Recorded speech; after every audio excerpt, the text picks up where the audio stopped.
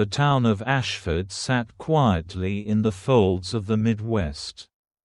A patchwork of cornfields and winding roads stitched together by generations of the same names carved into mailboxes and headstones. People here didn't lock the doors. Because nothing ever happened in Ashford. That's what they all said. Until something did. Officer Grace Turner had only been in Ashford for 3 weeks. Fresh from the city, she was still adjusting to the slower pace. The way people paused mid-conversation to wave at passing trucks. Or how a full day of police work might include nothing more than helping someone chase down a runaway goat. She hadn't expected much when the call came in about the missing woman. No signs of foul play. Just a local named Marlene Givens who hadn't returned from her morning hike in deep pine woods. Her car was still at the trailhead. Her phone had gone straight to voicemail. A search party was forming fast. Grace was assigned to assist the team, and more importantly, to work with Ranger, the department's K-9 unit. Ranger was legendary in town. A Belgian Malinois with sharp instincts and a nose that could sniff out a cigarette in a hurricane. He'd been with the force nearly 10 years and was weeks away from retirement. Everyone trusted him. Grace had never worked with a dog like Ranger before, but she knew enough to stay out of his way. When she met him that morning, he gave her a single glance before turning back to his handler. Officer Mike Sanderson, a broad-shouldered man with graying stubble and a habit of chewing sunflower seeds. "She's green," Mike muttered to Ranger, as if the dog needed the reminder. Grace kept quiet. By 8 a.m., the search party had formed at the trailhead, 5 volunteers, 2 officers, and 1 game warden. Grace checked names off a clipboard, noting the presence of a tall, quiet man named Leonard Hart, local EMT, former military, and known around town as someone who'd seen things. He rarely spoke unless spoken to, but he volunteered for everything. The kind of guy who'd dig your car out of a snowbank without being asked. The team fanned out into the woods. Grace walked beside Mike and Ranger, letting the dog take the lead. At first, Ranger did exactly what everyone expected, sniffing along the edge of the path.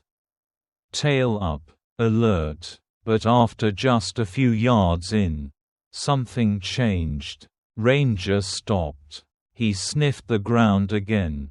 Then lifted his head. His ears twitched. He turned, not into the forest, but back toward the group, his gaze locking on one person, Leonard Hart. Then, Ranger growled. It wasn't a bark at first. It was low, rumbling, the kind of sound that made hair stand on end. His body tensed. His gaze didn't waver. Then, he let out a sharp bark, once, twice, 3 times, the kind of alert used when a threat was imminent. What the hell? Mike yanked Ranger's leash, trying to refocus him. Track. Ranger. Come on, boy. But Ranger didn't move. Instead, he lunged forward toward Leonard. Not to attack, but to point. Barking, tail stiff, body rigid. An accusation. The group froze. Leonard raised both hands, more confused than alarmed. "Easy, boy," he said, voice calm. Mike looked stunned. "He's never done that before," he said quietly to Grace. "Not unless." "Unless what?" Unless the guy he's pointing at has something to hide. Grace stepped forward. Leonard, mind if I ask what you were doing yesterday morning? He looked at her, then at the others. Same thing I do every Thursday. On call at the clinic. Didn't leave town. Anyone see you? My supervisor. You can call him. Mike was still trying to redirect Ranger. But the dog wasn't having it. He stood between the group and Leonard. Barking again. Grace's gut told her not to brush it off. Let's split into teams, she said, loud enough for the group to hear. Mike, take Ranger and check east. I'll go with Leonard west. There was a pause. Mike looked like he wanted to protest, but nodded. Be careful. Grace and Leonard headed west. Deeper into the forest. The trees grew denser, swallowing the light. Leonard walked steadily, confidently, as if he knew these woods better than most. Maybe he did. You think I had something to do with this? He asked after a while. I think a missing person case deserves every angle examined. He nodded. Fair enough. But I hope you're not just going off a dog's opinion. Grace didn't answer, but something about Ranger's reaction clung to her mind like burrs. It wasn't just the barking. It was the way he refused to track the scent. As if it wasn't lost. As they walked, Grace noticed something odd. Leonard kept glancing to his left. Toward a narrow break in the trees. She stopped. What's over there? Just more woods. Mind if we take a look? He hesitated. There's nothing out there. Grace drew her sidearm. Let's go. They moved through the brush. 20 yards in, the smell hit her. Acrid. Chemical. Not natural. She motioned for Leonard to stop. Then stepped forward alone. That's when she saw it. A small clearing, well hidden, a tarp, and underneath it, shovels, ropes, empty gasoline cans, a duffel bag with clothes, duct tape, and a prepaid phone. A chill cut through her spine. She turned back, but Leonard wasn't where she left him. He was gone. Damn it, she hissed, raising her radio. Unit 1 to base. Suspect fled into woods. Possible connection to missing person. Send backup. There was static, then a faint reply. Copy that. Grace moved fast, scanning the trees. She couldn't see him, but Ranger could. A howl echoed through the woods. Then crashing, barking. Grace ran toward the noise. She found them in another clearing. Leonard pinned down. Ranger standing over him, teeth bared, snarling. Mike was just behind, panting. Dog broke formation, he said, bolted west. Leonard was bleeding from a gash on his arm. But alive. Guess he wasn't wrong, Grace muttered, catching her breath. They cuffed Leonard and read him his rights. In his silence, Grace saw the truth. He hadn't just stumbled into the search party by accident. He'd volunteered because he knew where not to look. He was hoping they'd never find the clearing. But Ranger did. Back at the station, as the interrogation began and the evidence was logged, Grace sat beside Ranger on the floor, running her hand over his fur. "You're not retiring yet, are you?" she whispered. Ranger gave a small huff, resting his head on her knee.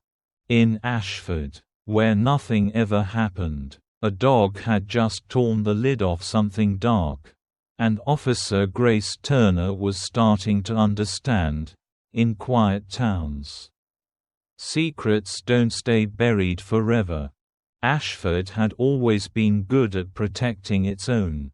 That was the unspoken rule. If you lived right, showed up for church, helped neighbors shovel driveways in winter and handed out lemonade in summer, then people looked the other way when things didn't quite add up. So when Ranger barked at Carl Jenkins, people didn't question Carl. They questioned the dog. Poor old Ranger, someone said. He's past his prime. Probably confused, said another. Carl's a saint. In Ashford, Carl Jenkins was the golden boy of community spirit. A retired schoolteacher who ran food drives, volunteered at the animal shelter, and fixed roofs for widows without charging a cent. Everyone had a "Carl saved my day" story. He was the guy you called when your world was falling apart. And now a dog was saying otherwise. Grace Turner didn't say much after the incident at the trailhead.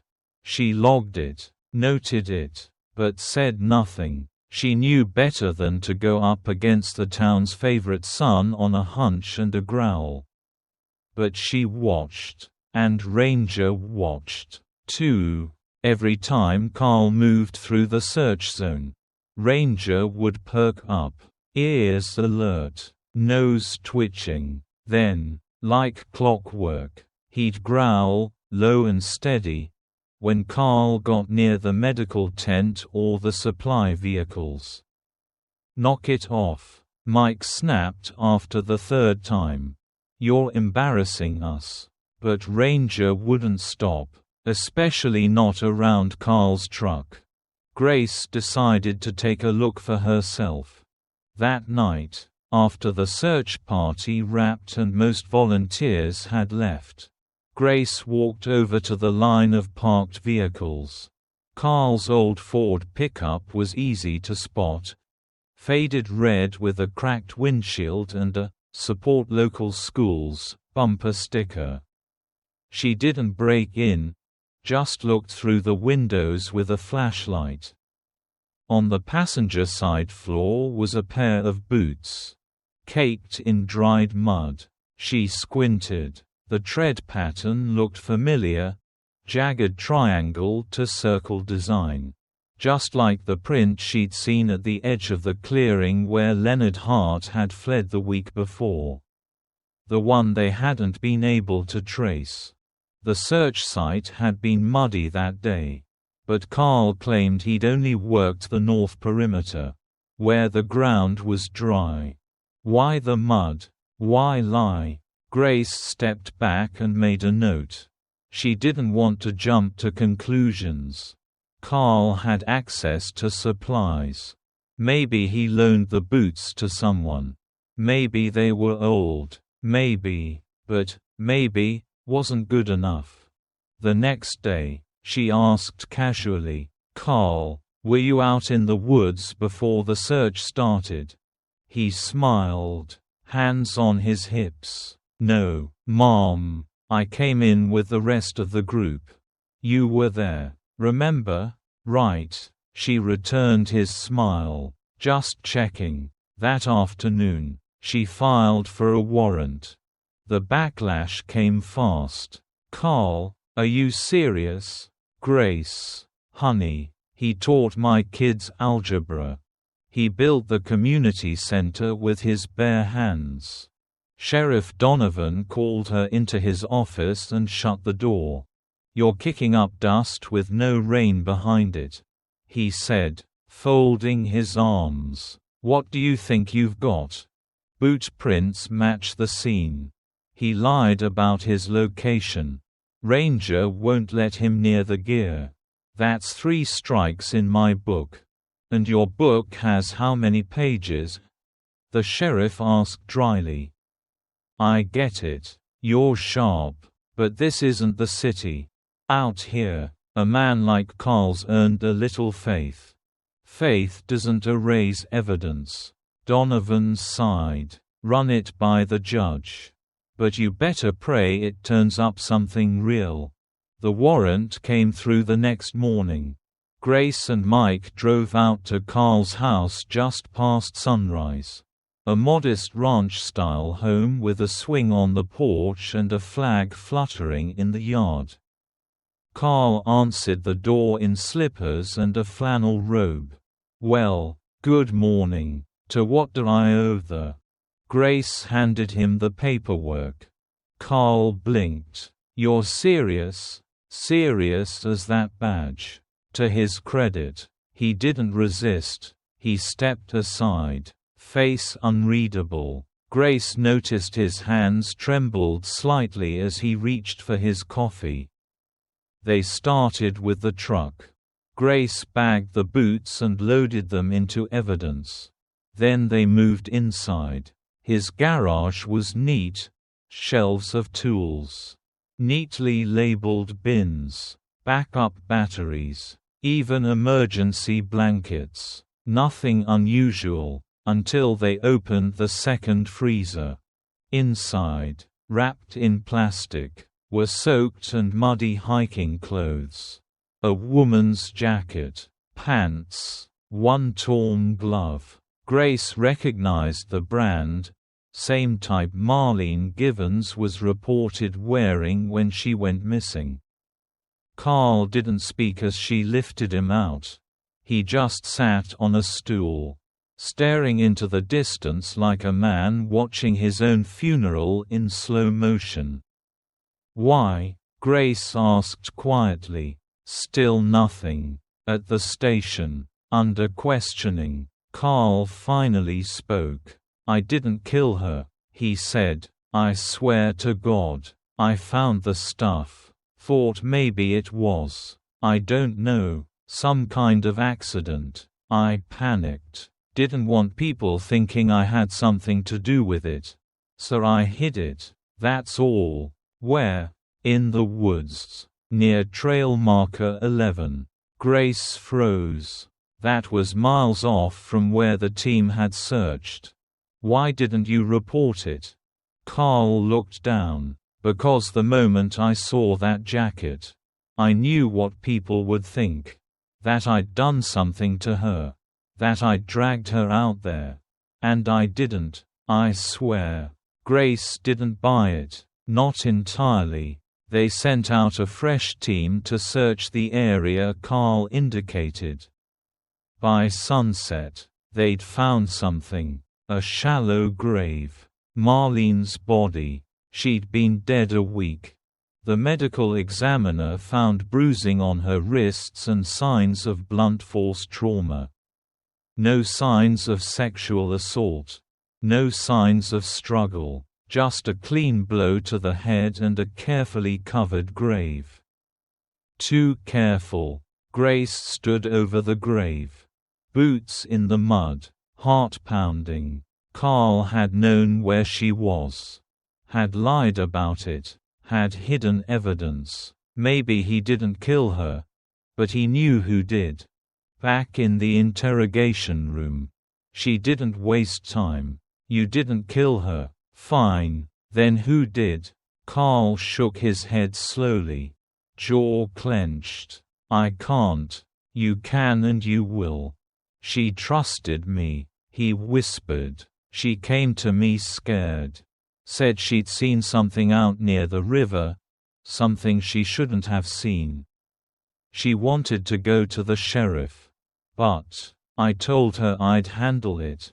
"What did she see?" Carl's eyes were glassy. "Two men. Dumping barrels. Near the old quarry. Said she took photos. But then her phone went missing. She thought someone was following her. She begged me to help." Grace leaned in. "Who was it?" "Carl." He looked up, tears sliding down his cheek. "Sheriff Donovan," he said, "and Mike Sanderson." The room dropped to ice. Grace felt her stomach turn. Her mentor, her partner, Ranger's handler, everything locked into place. The reason Ranger never followed the scent trail into the forest. The reason he barked at Carl near the vehicles. Not because Carl was the killer. Because he was hiding something that reeked of two men Ranger knew better than anyone. Ranger had never lost the scent. He'd known it too well. Grace stood, her pulse a drumbeat in her ears. This wasn't over. It had barely begun. Carl Jenkins sat in holding, barely speaking. His confession had cracked the surface, but it didn't explain everything. He claimed he hadn't killed Marlene Givens, only panicked when she showed up dead. And yet he'd hidden the body, lied to the search party, buried bloody clothes in his freezer. Grace Turner didn't trust him. Not yet. And Ranger didn't either. Grace couldn't shake the feeling something still wasn't right. Marlene had supposedly gone to Carl after witnessing two men dumping barrels near the river, Sheriff Donovan and Officer Mike Sanderson. According to Carl's account, but there was no proof. No photos. No motive. And neither man had slipped up. Yet, Grace needed something solid. So she started digging. Not just in the woods. But in Carl's past. Quietly. Off the books. She pulled DMV records. Residency filings. Sealed court records. In Ashford, people liked to keep things clean on paper. But paper always left traces. That's when she found it. Carl Jenkins hadn't always lived in Ashford. 15 years ago, he'd lived in Greystone, a small town just 2 counties over. And in Greystone, there had been an incident. A domestic violence call that was later dismissed. The record was sealed, but a clerk Grace knew owed her a favor. A few texts, a coffee, and a late-night call later. The truth came through. Carl had been arrested for assaulting a girlfriend. The charges disappeared after she left town. No trial, no resolution, just a buried stain. But what mattered more was this. The woman he assaulted had the same last name as Marlene. Grace blinked at the screen. Marlene Givens had lived in Greystone for a short time. 10 years back. Her full name, Marlene Givens Hart. That couldn't be a coincidence. She searched further and found what she was afraid she'd find. Marlene's sister had married Carl Jenkins. Briefly. It didn't last, but it meant Marlene had known him. Maybe even feared him. She hadn't gone to Carl randomly. She'd gone because she already knew what he was capable of. And now she was dead. Grace couldn't let it go. She needed real evidence. Ranger needed something to follow. So the next morning, she drove back to Deep Pine Woods with him. No backup, no warning, just the two of them. Retracing the path near the old trail marker Carl had lied about.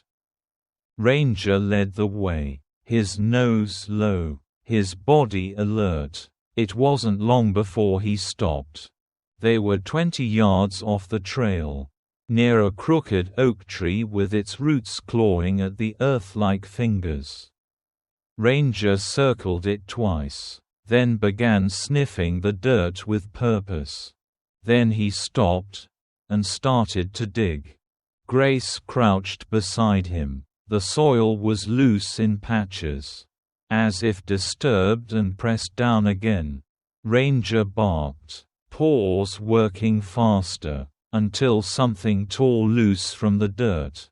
A piece of fabric. Frayed, dirty, blood-stained. Grace snapped on gloves and lifted it. It was blue, nylon. Same texture and shade as the jacket Marlene was wearing in the last photo her sister had. The blood had darkened, dried long ago, but it was there, thick and real. Beside it, tangled in the roots, was something else, a fingernail, broken and embedded in the bark. Grace felt the air leave her lungs. Marlene had fought back. She hadn't been quietly murdered in a panic. She'd been dragged, beaten, left to die. Grace scanned the clearing. There were drag marks, barely visible under a carpet of pine needles. The signs were faint, but they were there. She followed them 10 feet down a gentle slope to a low gully. At the base of a rock, she saw more blood, a smear.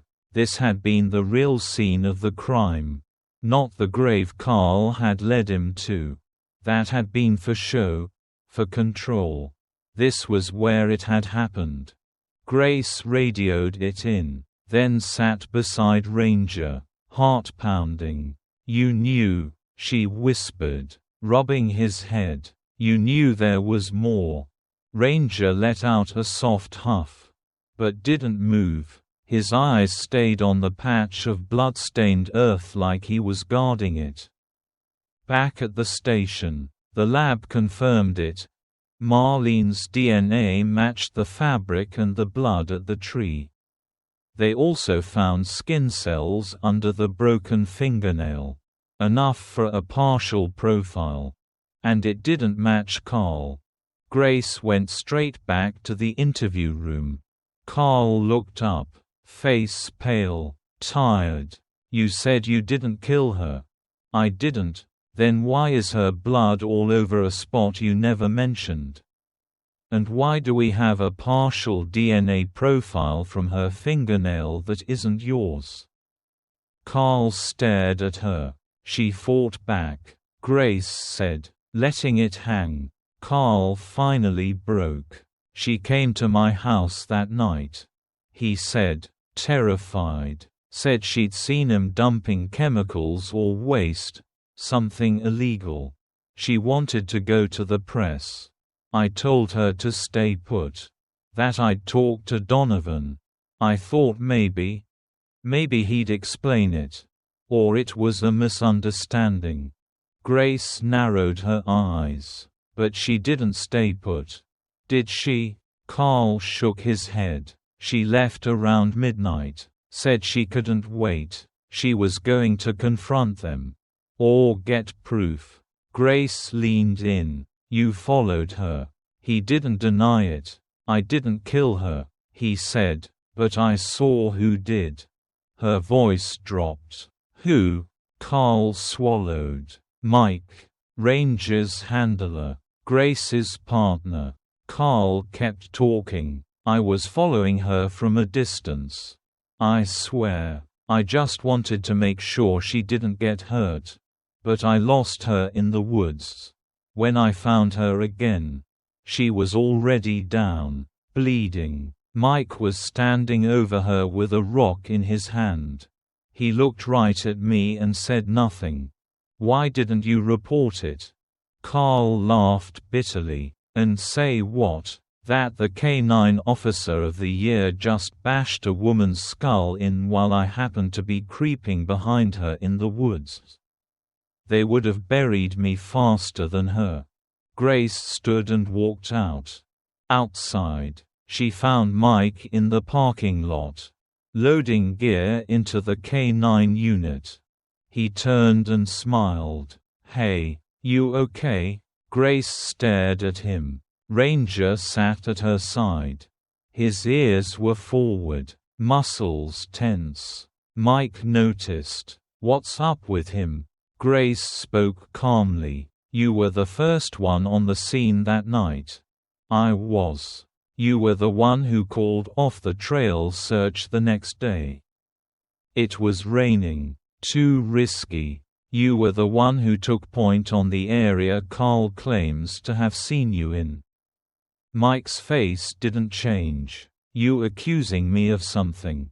Grace. Ranger growled.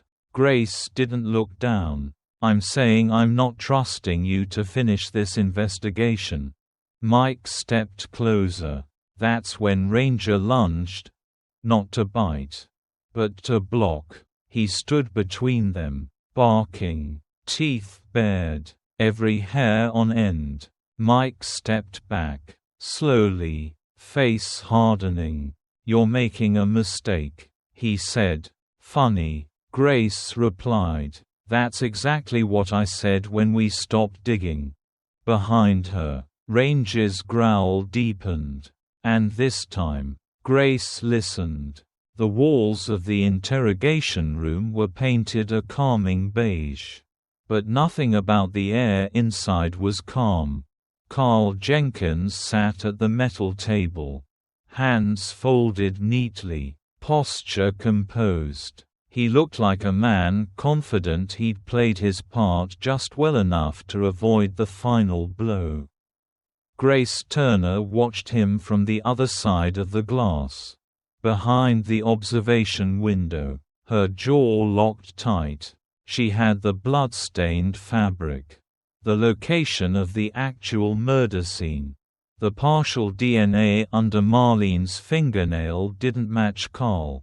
But his story was too clean, too rehearsed. It felt less like a confession and more like a misdirection.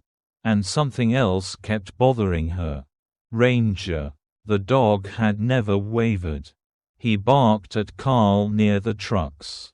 Growled when Carl approached evidence. Followed him with laser focus. Grace had chalked it up to Carl's lies. To the blood in his freezer. To guilt. But now she was beginning to wonder if Ranger had seen something no one else had. A scratch. She didn't catch it at first. During the search last week, Carl had worn long sleeves. But in one of the photos taken when they brought him in, just after Ranger dug up the bloodied fabric, his left sleeve was slightly pulled up. There was a red scratch across his forearm. Fresh, deep, jagged. And Ranger had been digging like mad near that tree. He hadn't just sniffed out the fabric, he'd clawed at the earth with force. Urgency. Grace remembered the way he thrashed. Paws flailing, nails raking soil like he was fighting time itself. What if he hadn't only been digging? What if Carl had been there? And what if Ranger had tried to stop him? Grace stepped into the interrogation room alone. A manila folder in one hand. Carl glanced at her, polite, as if this were a casual meeting. Back again, he said lightly. We just have a few final questions. Grace said, want to make sure all our ducks are in a row. He nodded. Sure. She laid the folder on the table but didn't open it. Instead, she stepped back and motioned through the glass. The door opened again. Ranger padded in, leash loose, ears high. His eyes locked onto Carl the moment he entered. Carl tensed. Grace watched the shift, a slight recoil in his seat. His fingers tightened together. Ranger moved in slowly, sniffing. He circled the table once. Then stopped at Carl's left side. His nose dropped to Carl's arm. The moment he caught the scent. He barked sharply. Once. Twice. Then leapt forward and grabbed at Carl's sleeve with his teeth. Whoa, whoa, Carl jerked back in panic. But Ranger wasn't attacking. He wasn't biting flesh. He was pulling fabric, tearing at the shirt like it held something poisonous. Grace moved quickly and grabbed Ranger's collar, calming him with a quiet word. Down, Ranger. That's enough. But the damage was done. Carl's sleeve was ripped. exposing a jagged wound on his forearm. Red, swollen, healing, but only just. Grace's voice was calm. "That's a new scratch." Carl opened his mouth but nothing came out. She continued, "It wasn't there the day we arrested you. It wasn't there in the search party. But it was there the moment after Ranger found the murder scene. That's the exact spot he was digging. You were there." Carl's face twisted. "It's from brush, thorns. Ranger's claws are about the same width as those marks. And the angle matches. He didn't just dig. He clawed at someone. He clawed at you." Carl's breath hitched. "I already told you I found her like that." "No, you didn't," Grace snapped. The calm gone. "You led us to a fake grave. You claimed you saw Mike kill her. But you left out the part where you dragged her across the woods. Where you buried her. Where Ranger tried to stop you and left his signature on your arm." Carl's eyes were wide now, blinking rapidly. His composure was gone. "You left her there to rot," Grace said. "You wrapped her jacket around her neck like a shroud. You cleaned your boots. But you forgot the soles. You hid her blood-stained clothes in your freezer and prayed no one would look." Ranger barked again, short, piercing, and Carl shattered. He sagged forward, hands on his face. The words spilled out between ragged breaths. "She came to my house that night," he said, screaming, crying. "Said they were going to kill her. Said she saw something. She begged me to help her. To hide her. And I tried. I did. But she wouldn't stop. She was going to go to the sheriff. Go to the news. She said everyone in town needed to know." Grace said nothing. She let him sink deeper. "She said I owed her. That after everything I did to her sister, I owed her this one thing. And she was right. I did owe her. But she wouldn't let up. She accused me. Said I must have known. Must have been part of it. Because I kept quiet all those years." Carl's voice cracked. "She pushed me. Said I was weak. A coward. That she was going to drag me down with the rest of them." "So you hit her," Grace said flatly. He nodded. "I didn't mean to. Just to shut her up. Stop her from screaming. But she fell. Hit her head on the rock. And then she wasn't moving." He looked up at Grace. Eyes swollen. "I didn't know what to do. I buried her. I didn't know she'd clawed me. I thought I was safe." Ranger sat silently now, as if listening. Carl turned to the dog. Expression twisted. Damn animal knew the whole time. Grace pulled the cuffs from her belt and moved toward him. "Carl Jenkins, you're under arrest for the murder of Marlene Givens. You have the right to remain silent." He didn't fight, just lowered his head and let her cuff him. As she walked him down the hallway, Ranger trailing at her side. Officers turned to watch. Sheriff Donovan was absent. He'd taken a sudden leave of absence days earlier. Mike Sanderson was next. His involvement was still under review. But Grace was already collecting witness statements and preparing another warrant. For now, though, they had a killer, and a dog who refused to let the truth stay buried. In the squad room, Grace knelt beside Ranger and scratched behind his ears. "You saved her voice," she whispered, even when no one listened. Ranger gave a quiet huff and laid his head on her knee. Ashford was still quiet that night. But the silence no longer felt so safe. The community center hadn't seen a crowd this large in years. Every folding chair was filled. The walls lined with neighbors, friends, and officers in uniform. A banner hung over the stage. Simple but powerful, honoring our hero, Ranger. Grace Turner stood near the back, straightening her tie, nerves humming under her skin. She wasn't used to this kind of attention.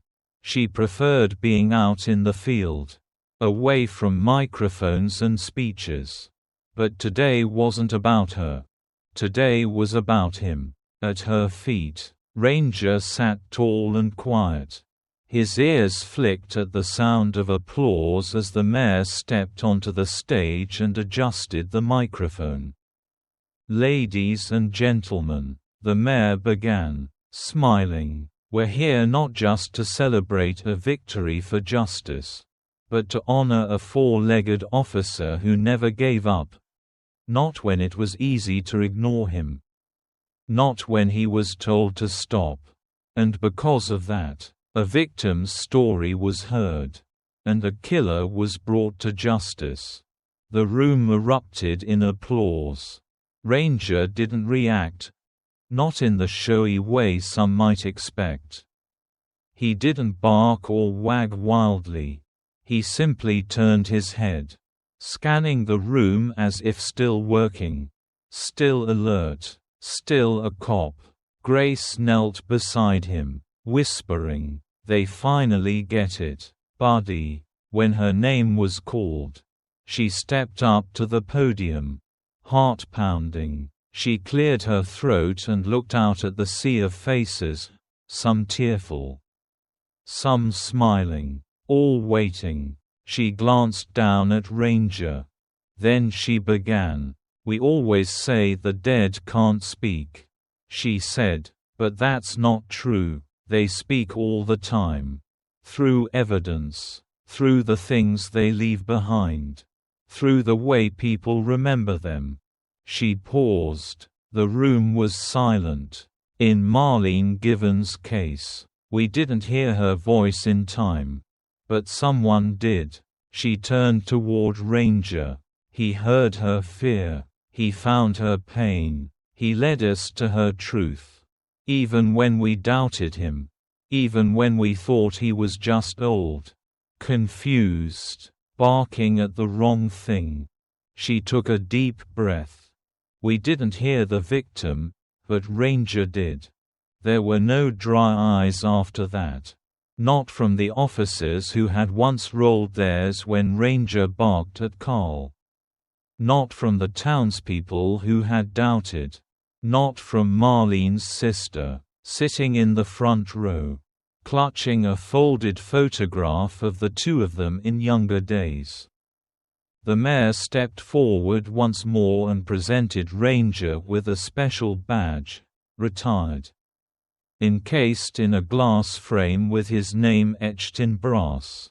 Ranger, K9 Unit, Ashford Police Department.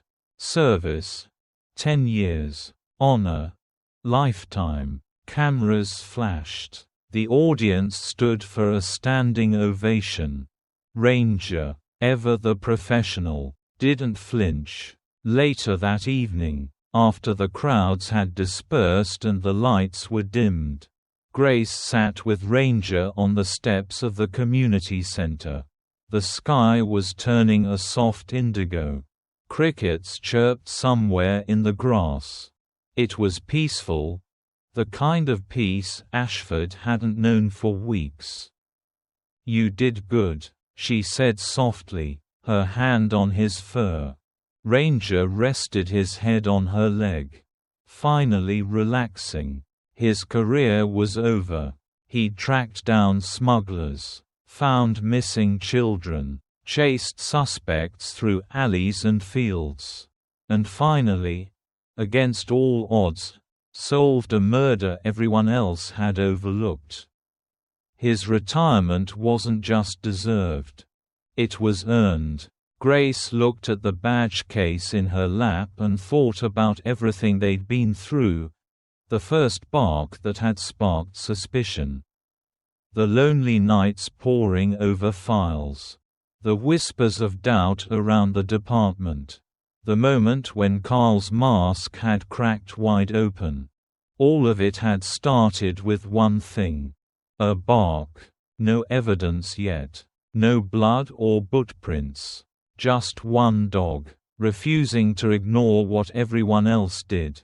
The next morning, Grace filled out the final paperwork. Ranger's transfer of ownership was approved. He was no longer a department asset. He was hers now. She brought him home to a modest house on the edge of town. No sirens. No radio chatter. Just a wide backyard. A patch of grass that caught the morning sun and a small dog bed near the fireplace. Not that he ever used it. Ranger preferred to lie right at the door. Eyes fixed on the horizon. Still guarding something only he could name. Over the next weeks, Ashford slowly returned to normal. Sheriff Donovan resigned quietly. Mike Sanderson was placed on indefinite leave. Pending further investigation. Grace wasn't sure how deep the corruption went. But she was digging, carefully, patiently, just like Ranger had taught her. And though the department offered her a new partner, a new dog, young, untested, full of energy, she declined. "I've already got the best one," she said. She and Ranger took walks every morning through deep pine woods. Not for work anymore. Just for peace. Sometimes she'd catch him pausing at a particular tree. Nose twitching, memory lingering. She knew what he was thinking. But the pain was lighter now. Because justice had been done. One day, while sitting on the porch, Grace found herself speaking aloud. "You know, people always think heroes give speeches. Make big shows of courage. But you—" She looked down at Ranger. Curled at her feet. "You didn't need words." She smiled. "You didn't need to talk. Just bark. When it mattered." Ranger opened one eye lazily and let out a quiet chuff. Like he agreed. As the months passed, Ranger grew slower. His steps shortened. His ears drooped more. But his spirit never left. Not once. And every now and then, Grace would catch him staring into the trees. Muscles coiled, as if ready to leap back into duty. But she'd kneel beside him, rub his head, and whisper, "You've done enough. Rest now." And he would. He was no longer the dog chasing down suspects. He was the guardian of something greater, truth, loyalty, and the unspoken bond that could outlast violence, fear, or even silence. On the anniversary of Marlene's death, the town held a quiet candlelight vigil. Grace stood at the back, Ranger beside her, both of them watching as candles flickered along the trail that had once been a crime scene and was now a place of remembrance. A local journalist approached after the ceremony and asked if Grace had anything to say for her department's official statement. She nodded and knelt beside Ranger once more, placing a hand on his aging shoulder. Then she said, "In a world full of silence, one bark told the truth." The story was picked up nationally. Ranger was featured in headlines. Honored by canine organizations across the country. Even mentioned in a few true crime documentaries. But none of that mattered to him. He didn't need the spotlight. He'd done his job, and finally, He was home. Thank you for watching the video. If you enjoyed it, please comment 1. And if you didn't, just hit like. See you in the next videos.